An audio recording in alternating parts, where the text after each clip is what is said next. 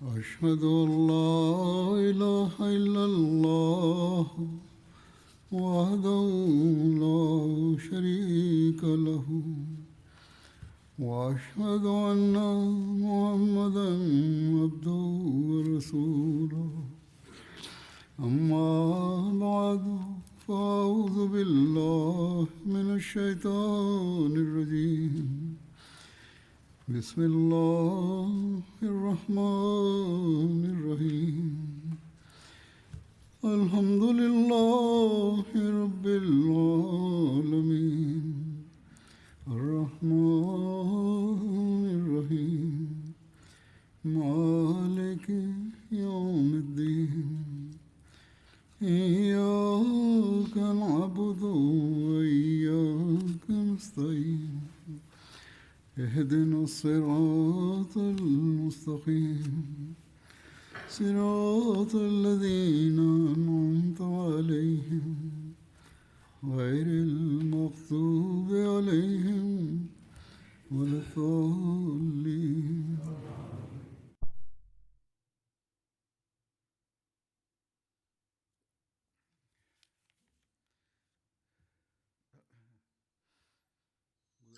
په تیره خطبه کې د رسول کریم صلی الله علیه وسلم د لښکر سره په خاموشۍ د مکې ته د جغت رسېدو او هلته د ایسارېدو ذکر روان و. رسول کریم صلی الله علیه وسلم فرمایلي چې 10,000 ځایونو کې د اورونه بل کړی شي او ابو سفیان او د هغه ملګرو چې دا ولیده دا څیز نو هغوی وېرېدلي وو. د دې څه تفصیل مخکې بیان شوی و، په دغه لړ کې نور تفصیل به زه بیان کړم. حضرت مسلم موعود دا تفصیل یو ځای کې داسې بیانوي چې چونکې عباس د ابو سفیان پخوا راسې ملګري وو نو ځکه هغوی ابو سفیان ته په اصرار وویل چې هغوی د هغې سره کښېني د هغې په څاروي باندې او د رسول کریم صلی الله علیه وسلم په خدمت کې حاضر شي. نو هغوی د هغه لاس ونیو، په اوښې ځان سره کېنولو او اوښې روان کړو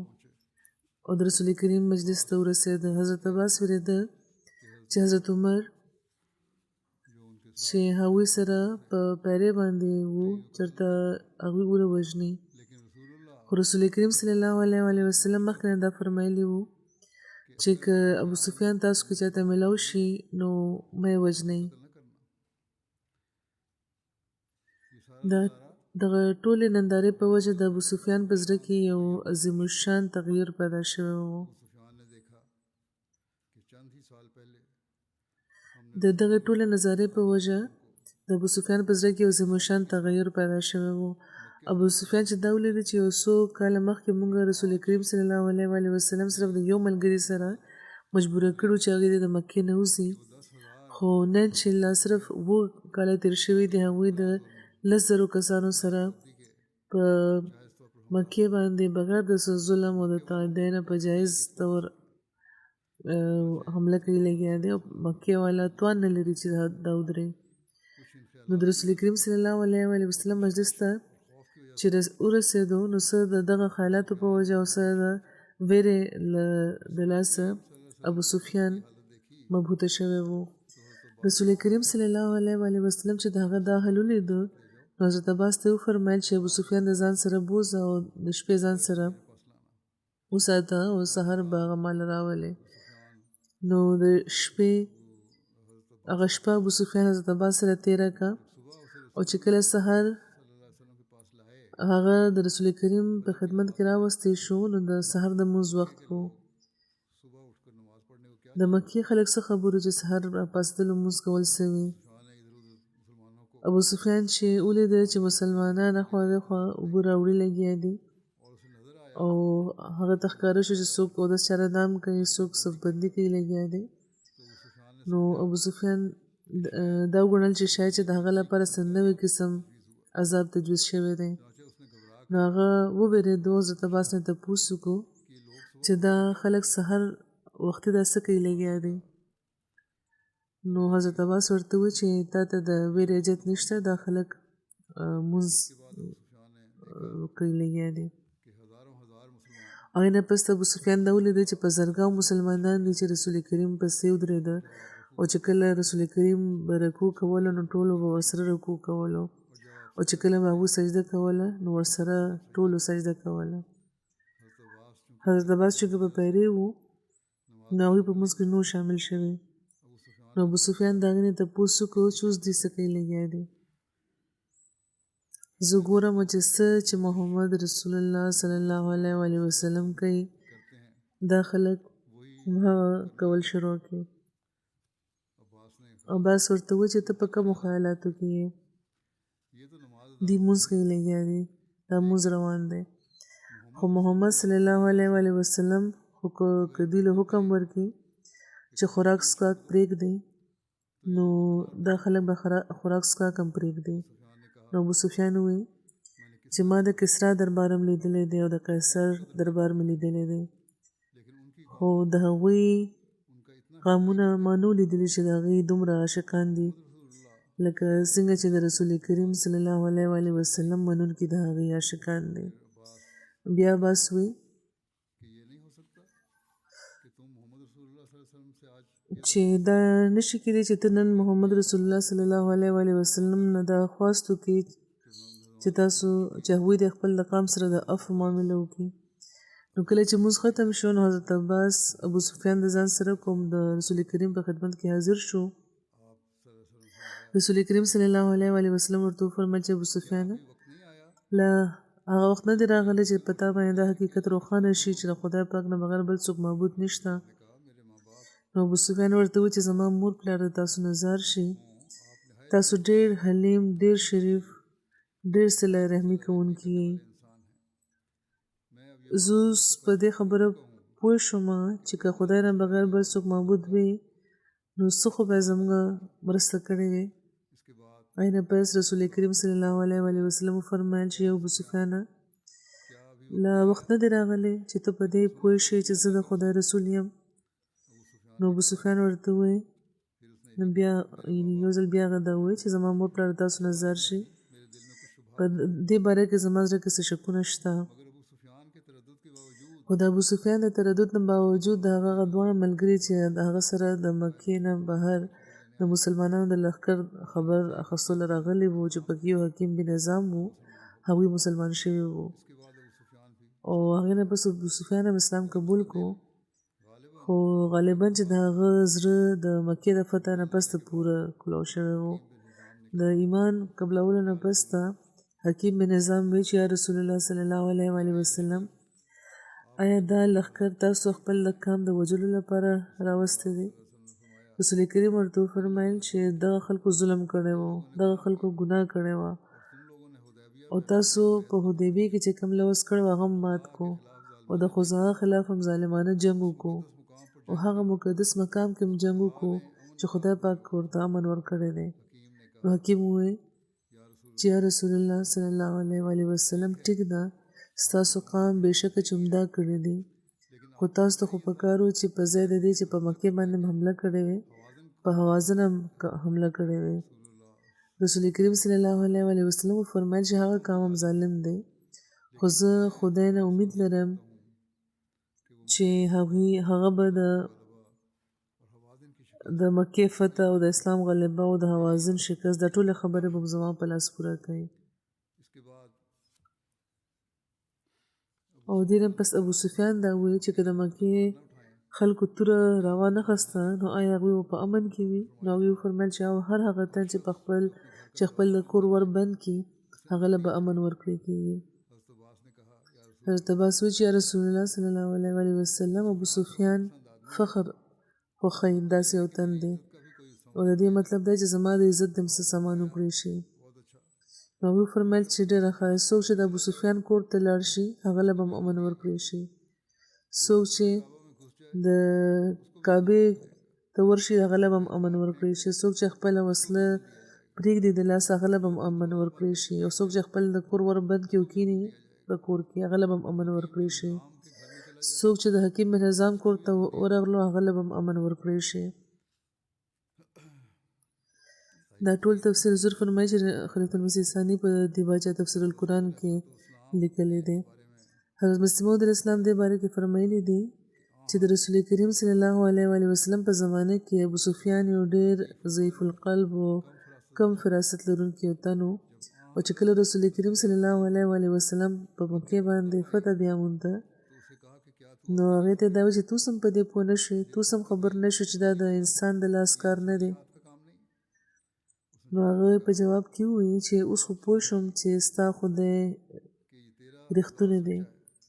که په دغو بوتانو کې څه وی نو دوی به دا وخت زموږ مدد کولی.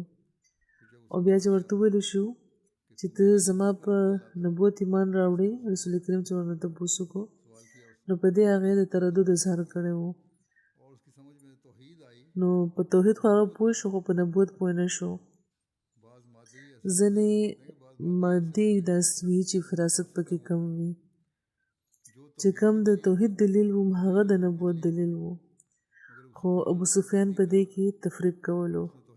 او هغه توحید او نبوت بیل کړ. نو هغوی فرمایي چې ټول خلک د یو طبقې نه وي، څوک اول وي لکه صدیق اکبر رضی الله تعالی عنه د هغوی په شان وي، او څوک د منځنۍ درجې او څوک د آخري درجې. ابن اکوا بیانوي چې کله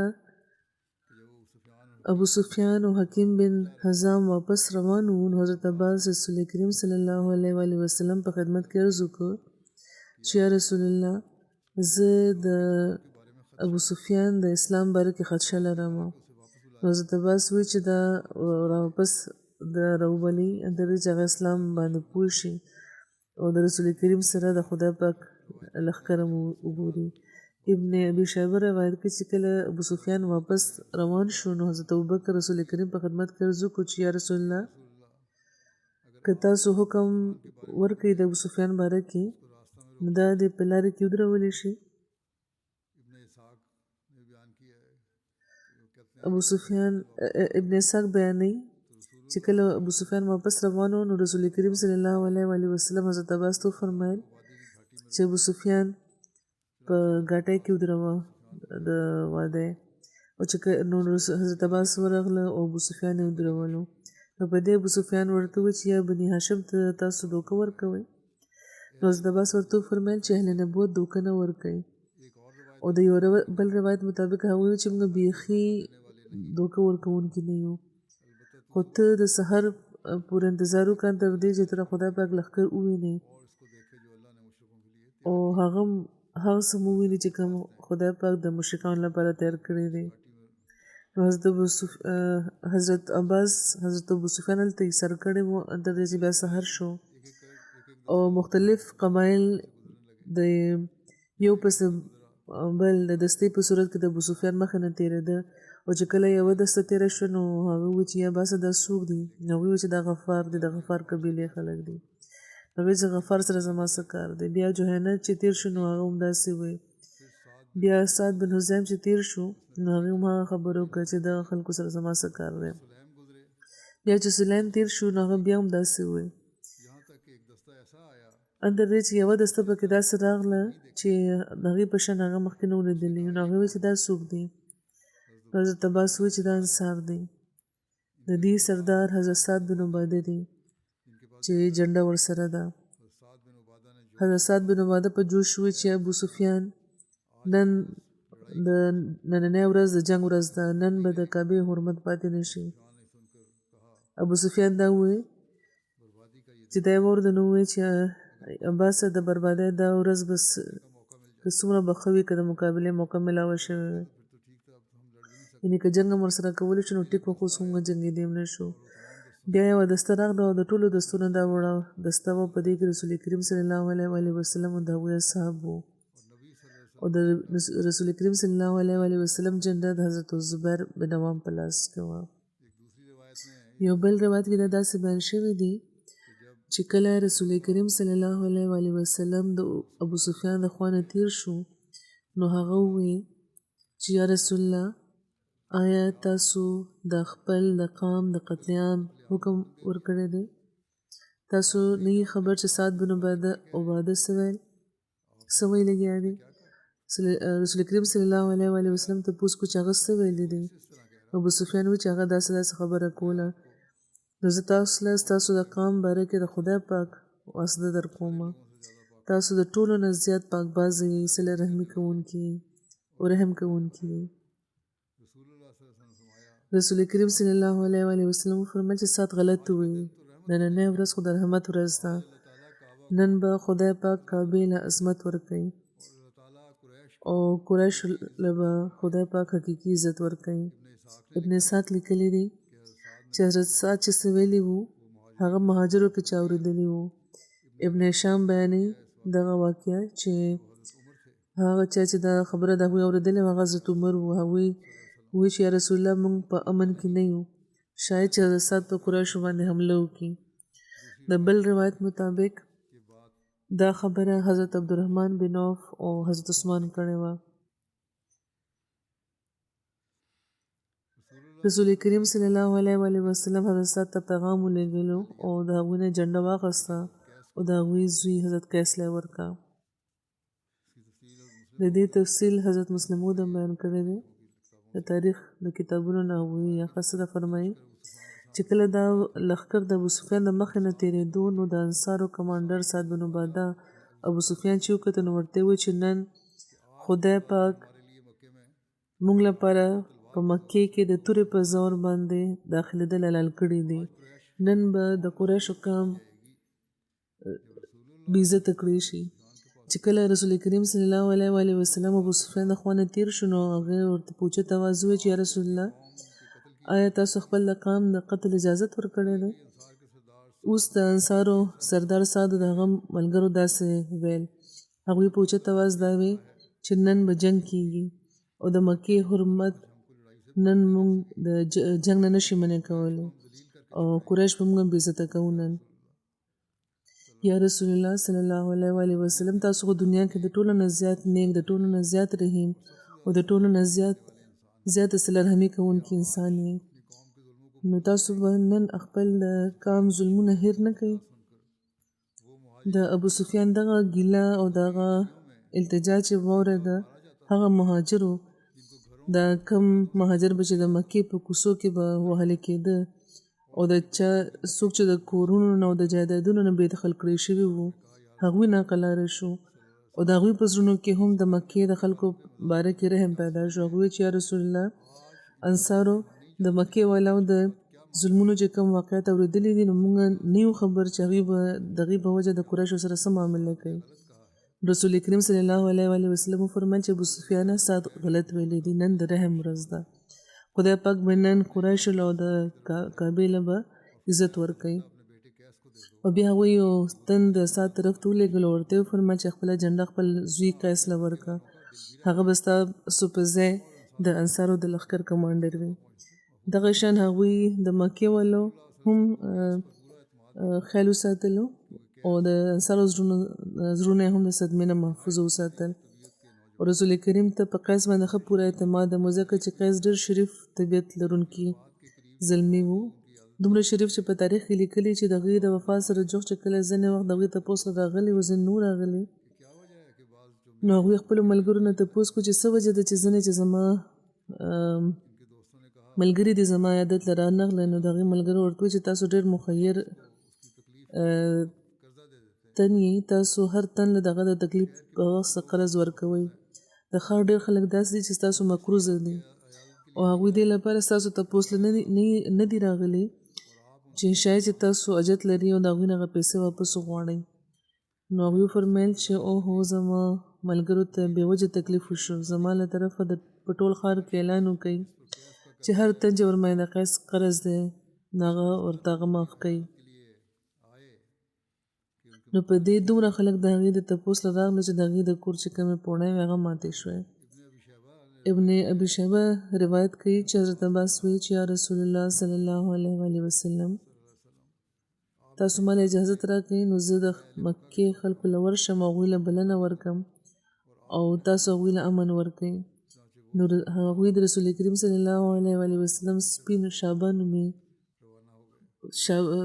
خچر باندې کېناسته او د روان شو د مکې طرف ته. هغوی مکې کې داخل شو ورته وویل چې د مکې خلکو د اسلام قبول کړئ نو نجات به بیا مومئ دومره لوی لښکر ستاسو لپاره راغلی چې د مقابلې توان تاسو نه لري حضرت مسلم موعود فرمایي چې کله لښکر تیر شو نو عباس ابو سفیان ته وویل چې دا ته ګورې لګیې چې دا مخه نه کم د لښکر تیریږي نو ابو سفیان وویل چې اوس خپل د اوښ ورتیز کو مکې ته ورسه او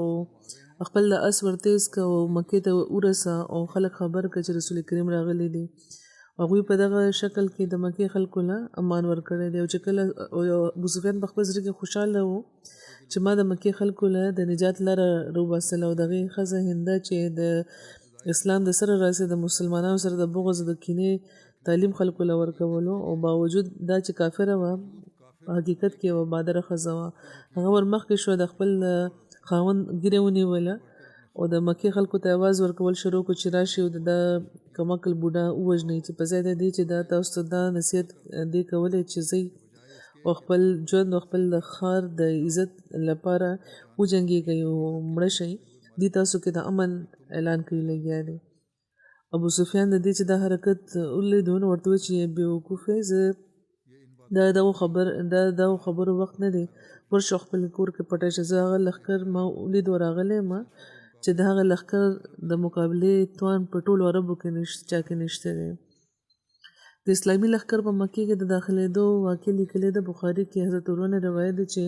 رسول کریم حضرت زبیر له حکم ورکړو چې د مکې چې کومه برنۍ برخه ده قضا هغې نه دې داخل شي او خپله جنډه دې په حجون کې خښه کې او د هغې تر د راتلو پورې د خپل ځای نه نه خوځي حجون د محسب وادي طرف ته یو غر دی چې د بیت الله نه د 1.5 میل په فاصله دی حضرت خالد بن ولید د لښکر نه ښي طرف ته د لښکر په ښي طرف باندې مقرر و د هغوی دستې اسلم سلیم غفار مزانه او د جوهینه قبیلې هغې کې شاملې وې رسول کریم هغوی له حکم ورکړو چې هغې د مکې چې کومه نشیبي علاقه د لید هلته نه دی داخل شي او د خپل چې دغې چې کوم جغد کورونه وو هغې سره د خپله جنډه د ښخولو حکم ورکړی و رسول کریم حضرت ابو عبیده بن جراح چې کوم تقرر و هغه په پیاده دستې کړی و او خپل امیرانو له حکم هغه ورکړی و چې هغې د خپل هغوی د جنګ نه د لاس یو خواته کې جنګ به نه کوي صرف هغې سره قتال کوي چې څوک هغې سره قتال کې مخکې شي ابن اسحاق وایي چې صفوان اکرمه او سهیل رسول کریم سره جنګ لپاره خلک رابللي وو هغوی خلک په خندمه کې راغونډ کړي وو چې د مینا په لارې کې د مکې یو مشهور غر دی قریش بنو بکر او د حذل خلک هغوی سره راغونډ شوي وو هغوی وسله په لاس کې راخیستې وه هغوی د قسمونه خوړل چې محمد صلی الله علیه وسلم به چې د طاقت په زور په مکې کې داخل نشي بنو دل یعنې د بنو بکر یو تن جماش بن قیس چې کله د رسول کریم د راتګ باره کې واورېده نو خپله وسله یې سمول شروع کړه نو د هغې ښځه هغې ته وویل چې دا تیاري څه لپاره روانه ده نو هغه وی چې محمد صلی الله علیه وسلم د هغه ملګرو لپاره نو هغه ښځې ورته ووی چې قسم په خدای محمد د هغه ملګرو مخې ته هېڅ شیز نه شي ایسارېدی هوښیاره ښځه وه جماش بن قیس ډېر په کبر او په د خندا په انداز کې ورته وویل چې امید زه دا لرم چې په دې کې څوک به زه ستا په خدمت کې به راوړاندې کړم یعنې مسلمانان به غلامان که مورا به ولمه که ته یو تن ستا په کار د غلام په تور نو تاله به غلام راولمه نو ښځه ورته وویل چې ته برباد شي داسې ونه کې رسول کریم صلی الله علیه وسلم سره قتال ونه کې قسم په خدای ستا رای سمه نه ده کاش که ته محمد صلی الله علیه وسلم د هغه ملګري کتلی وې جماش ورته وویل چې ته به ډېر زر وګورې بیا هغه صفوان اکرمه او سهیل سره خندمه ته لاړو چې کله حضرت خالد بن ولید دلته نه هغه شان داخل شو لکه څنګه چې رسول کریم ورله حکم ورکړی و نو هغوی یوه ډله ولیده چې دوی دلته نه داخلېدو نه منع کول او د هغې مخې ته یې وسله هغې ته خول او ورباندې تیراندازي کوله نو هغوی ورته یې وویل چې د طاقت په ذریعه دلته تاسو نشئ داخلېدو نو حضرت خالد خپل ملګرو ته آواز وکړو او مشرکانو سره جنگ وکړو د بنو بکر شله د حوزیل 3 یا 4 کسان وژل شوي وو د ابن اسحاق مطابق مشرکانو 12 یا 14 کسان چې وژل شوي وو او ډېر بد هغوی شکست خوړلی وو او هر طرف ته خواره شو او یوه ډله په غر وخته او جماش بن قیس ډېر په فخر خپل ښځې ته هغه جواب ورکول او هغه وتښتېدو هلته نه کور ته ورسېدو او ښځې ته ویې چې وربند کړه نو ښځې ورته وویل خپل خاوند ته چې ستا دعوې څه شوې تا خو اوس وایې چې زه به د غلام راولمه نو هغې ډېر په مذهبخانه لهجې کې ورله جواب ورکړو یو څو شعرونه یې وویل او مفهوم د هغې دا و چې که تا د خندمې جنګ پخپله لیدلی وې چې کله صفان هم وتښتېدو اکرمه هم نو د هغې ټولو استقبال تورو کړی و او تورې په هر لاس او په هر سر راپرېوتې او هغه یې پرې کولې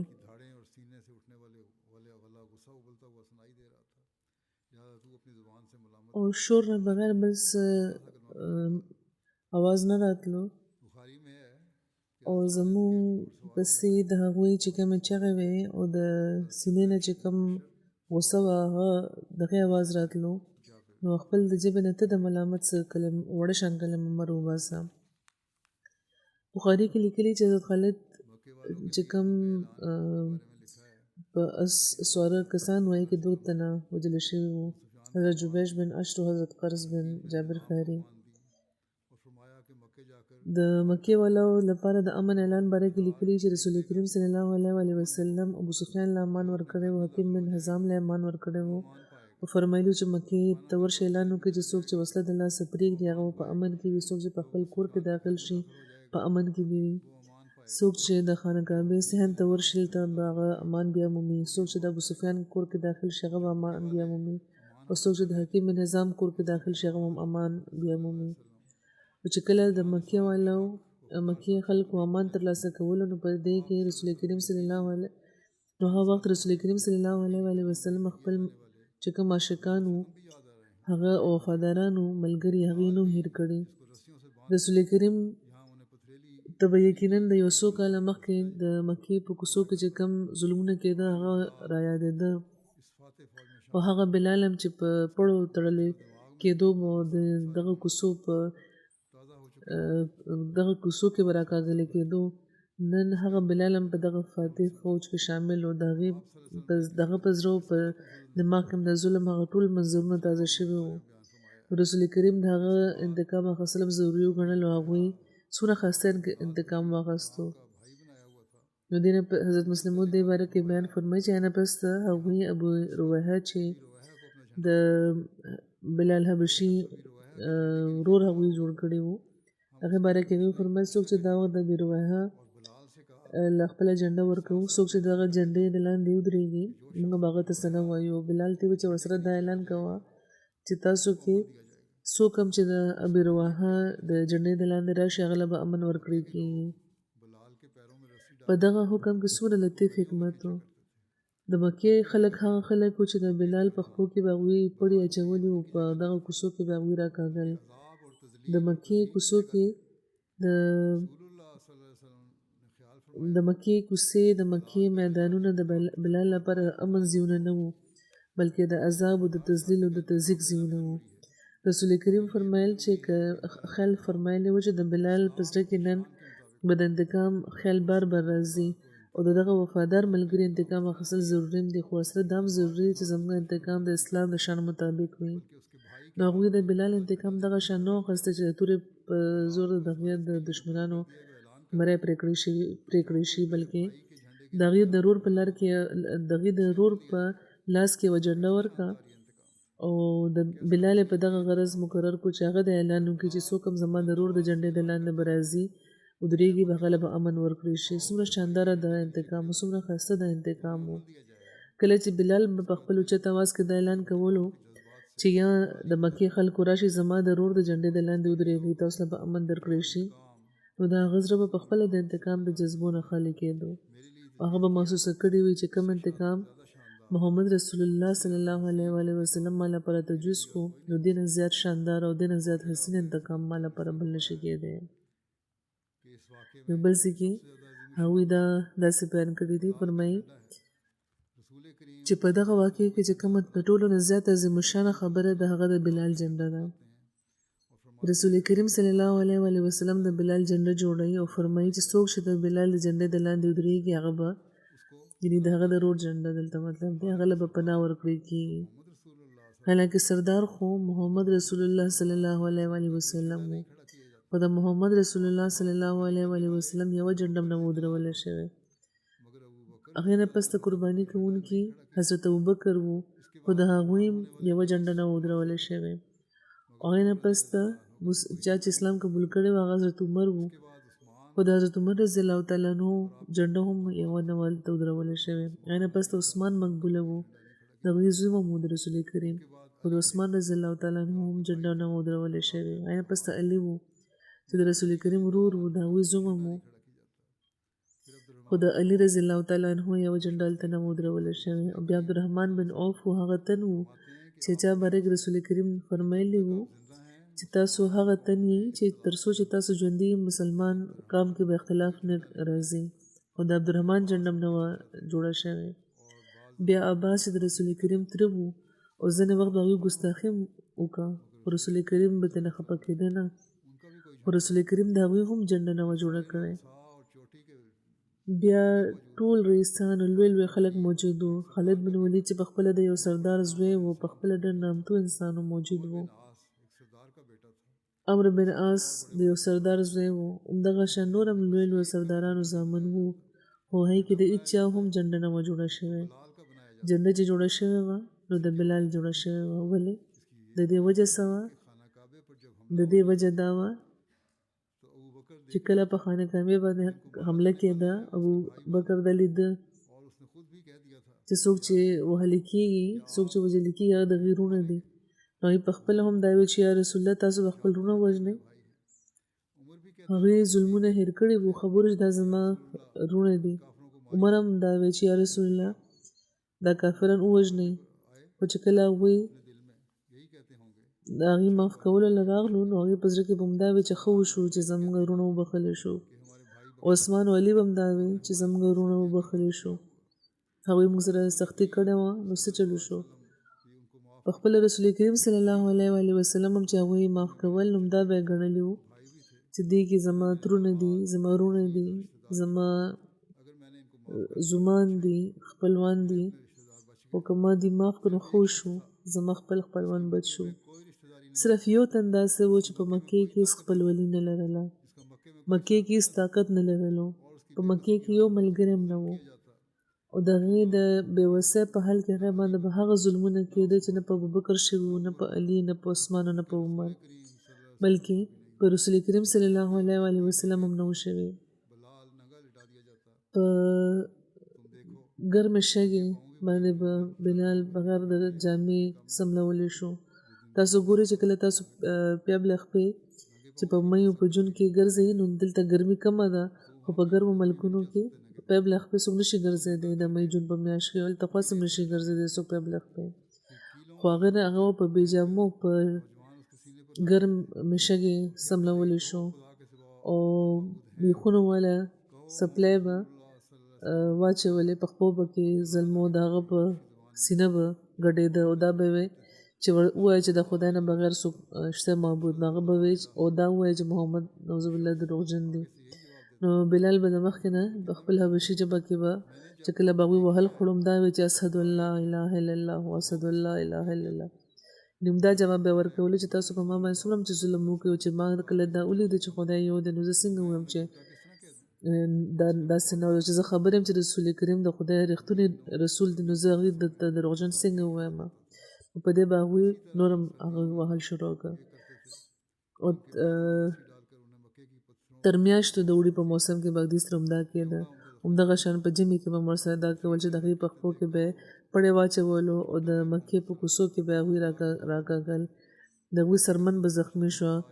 او دا به یې ورته وی چې ووایه چې محمد صلی الله علیه و وسلم دروغجن دی. نایب هم دا وی چې اشهد ان لا اله الا الله اشهد ان لا اله الا الله. نو اوس چې اسلامي لښکر د 10,000 په شمېر کې مکې کې داخلېدو له راغلو نو د بلال په زړه کې به دا خیال راغلی وي چې نن به د هغو ظلمونو بدل واخیستی شي نن به د هغه وهل معاوضه به ماته ملاوه شي رسول کریم صلی الله علیه وسلم چې کله وفرمایل چې کم تن چې د ابو سفیان په کور کې داخل شي هغه معاف دی څوک چې په خانه کعبه کې داخل شي هغه معاف دی چا چې وسله د لاسه کې خو هغه معاف دی چا چې خپل د کور ورونه بند کړ هغه معاف دی نو د بلال په زړه کې به دا راغلی وي چې دا خو ټول خپل وروڼه معاف کوي لګیا دي او ښه کوي لګیا دي خو زما بدله خو پاتې شوه رسول کریم صلی الله علیه وسلم چې دا ولید چې نن صرف یو تن دی چې زما په دغه معاف کولو د هغه زړه ته تکلیف رسېدی شو نو هغه بلال دی چې چاله چا چې دله کم تکلیف چې دله ورکړی شوی وو هغه بل چاله نو ورکړی شوی نو هغوی فرمیل څه به د دې بدل اخلم او داسې بدل به اخلم چې زما د نبوت شانه باقي پاتې شي او د بلال زړه خوشحاله شي نو هغوی وی چې د بلال جنډه ودروي او د مکې هغه سرداران چې په سپلای به په خپو کې او د ده په سینه به ګډېده او د هغې په خپو کې به یې پړی اچول او دا به راکاږلو او په ګرمه شګه کې به یې دا سملول نو ورته ووایه هغوی ته ووایه چې که نن د خپل ژوند خپل د بال به ژوند بچ کول غواړي نو د بلال د جنډې د لاندې راشئ حضور فرمایي چې زه دا ګڼم چې تر کله راسي چې دنیا پیدا شوې ده او کله چې انسان ته طاقت ترلاسه شوی دی او کله چې یو انسان د بل انسان د وینې بدل اخیستو لپاره تیار شوی دی او ورته توان میلاو شوی دی داسې قسمه عظیمشانه بدله یو انسان هم نه ده اخیستی چې کله چې د بلال جنډه د خانه کعبې مخې ته په میدان کې ښخ کړی شوی و او چې کله د عرب هغه رئیسان چې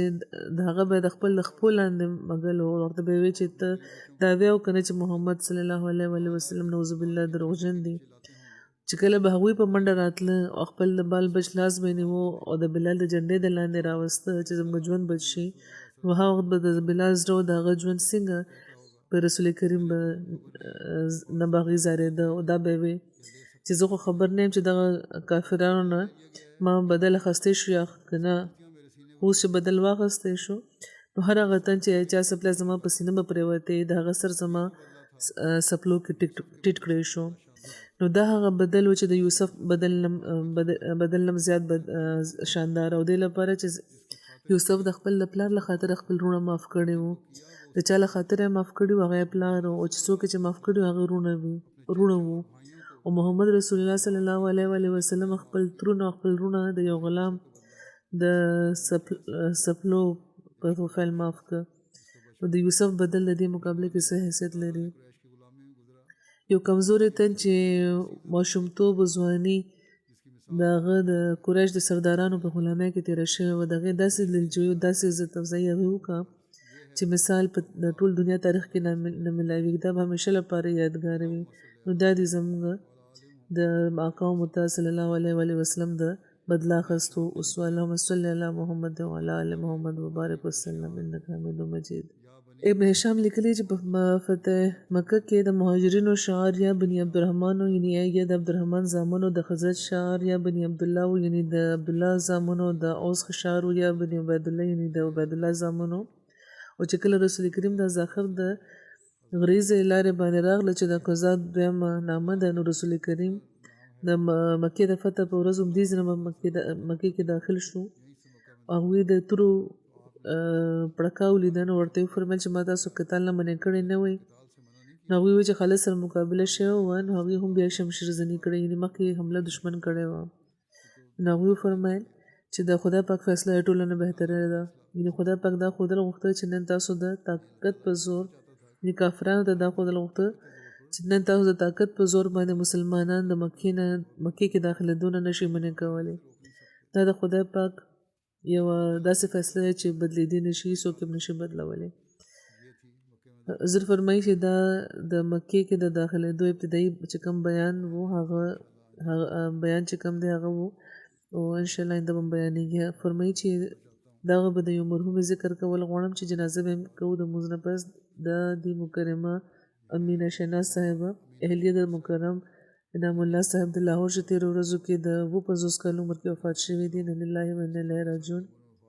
د دې په خاندان کې احمدیه د دې د والد مکرم محمد دین صاحب په ذریعه راغلی او چا چې په کال 1940 کې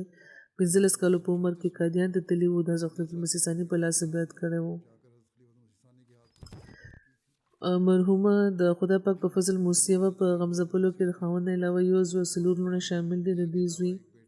مکرم وجه الله صاحب مبلغ دی په سنیګال کې. هلته هغوی د خدمت توفیق ترلاسه کوي او د عمل په میدان کې د کېدو په وجه د والدې په جنازې او په تدفین کې شامل نشو. د دوی زوی مربي صاحب چې کوم دی وجه الله صاحب دی وی چې د خاکسار مور ډېره نیکه ډېر نیکسیرته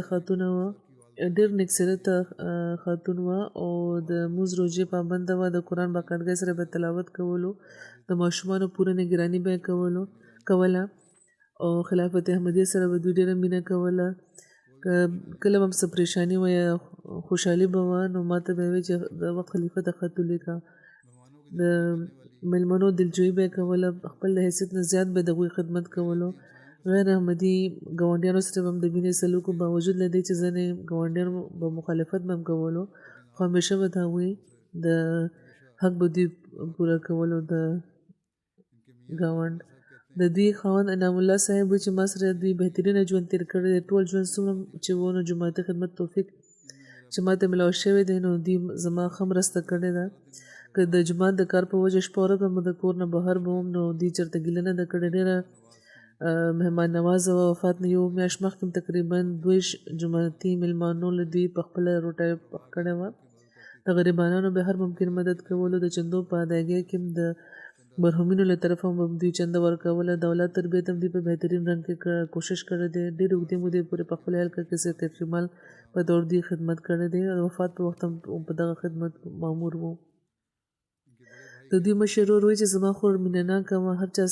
سره به شفقت سلوک کولو، 5 وخته لمونځونه د وړوکوالي راسه به دوی کول، تهجد ګزاره وه، خلافت سره ډېره مینه کوله، باقاعده د قرآن تلاوت به کولو. د ماشومانو د خاندان چې کوم نور ماشومان به د دوی کور ته به تلل هغوی ته به د لمونځ د پابندۍ او د تلاوت تلقین هم دوی کولو. د غیر احمدیانو سره د دوی ښه تعلق و. یو غیر احمدي ګاونډی د دوی هغې وایي چې ما سره د دوی د 20 کالو تعلق و. ما سره د خویندو په شان دوی سلوک کولو. زما ماشومانو سره به د مور په شان دوی سلوک کولو. زما ماشومانو به هم دوی ته مور ویلې او په هر کار کې به ما له همیشه بهترینه مشوره راکوله. چې کوم شریفانان دي غیر احمدیان چې تعلق لري نو بیا هغوی قدر هم کوي. او د رشنا ټاون صدر لجنه وایي چې د مرحوم د وفات نه زموږ مجلس یو ډېر د مخلص او د جماعتي نظام سره وفا لرونکي ممبر لاړه. تقریبا 20 کاله راځي دوی د سکرټري مال کار کولو، ډېر په اخلاص به کار کولو. جماعتي تحریکاتو کې په خپله به دوی ډېره برخه اخیسته. حالت که څنګه به مو څوک به خالي لاس نه لېږلو. په اوړي کې به هم دوی د زیارت د ورځې او د روژه به دوی نیوله او د دې په کور کې که څه پروګرام به و نو په ډېر په کلاو به زړه به قبلولو او مېلمستیا به کوله. خدای پاک د دوی سره د مغفرت او د رحم سلوک وفرمایي. او د زوی د دوی مربي دی چې ما ذکر وکړو چې په عمل په میدان کې کېدو په وجه دوی شامل نشو په جنازې کې. خدای پاک د هغې هم صبر حوصله ورکړي او د دوی د دعاګانو وارثان جوړ کړي ټول ماشومان د دوی.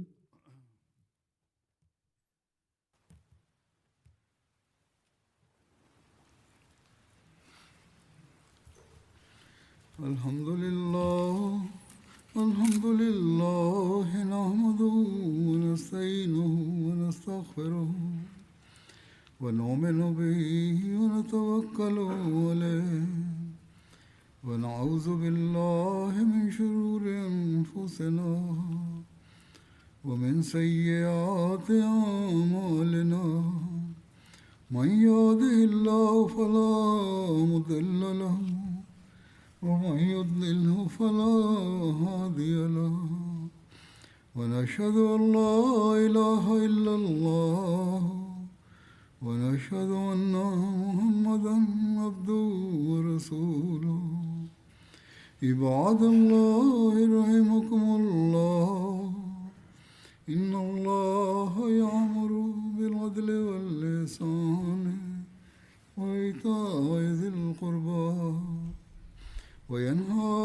عن الفحشاء والمنكر والبغي يعظكم لعلكم تذكرون. واذكروا الله يذكركم وادعوه يستجب لكم ولذكر الله أكبر